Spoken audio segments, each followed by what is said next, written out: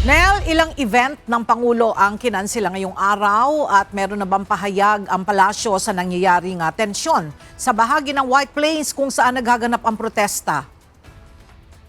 Yes, Ella, dalawang event ang nakatakda ng daluhan ng Pangulo ngayong araw. Una ay yung Traditional Foreign Correspondents Association of the Philippines o FOCAP Presidential Luncheon.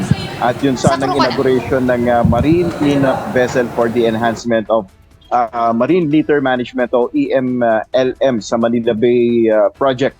Nakatutok sa sitwasyon si Pangulong Ferdinand Marcos Jr. ngayong araw, partikular na sa mga naapektuhan ng rally dyan sa White Plains sa bahagi ng EDSA. Ayon kay Palace Press Officer Undersecretary Claire Castro, nagmo-monitor ngayon ng Pangulo at patuloy na inaalam ang nangyayari sa mga kababayan natin na naantala sa paglalakbay at pagtatrabaho dahil sa nangyayari sa EDSA. Tinututukan din ni PBBM ang kapakanan ng mga naiipit sa gitna ng EDSA, pati na rin ang pagsasagawa ng mga pulis sa kanilang mandato na magbigay proteksyon at seguridad sa mga inosente nating mga kababayan.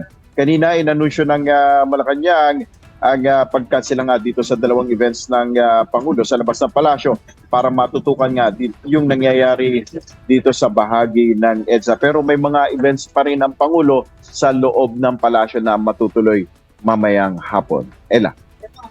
Alright, maraming salamat, Nel Mariboho.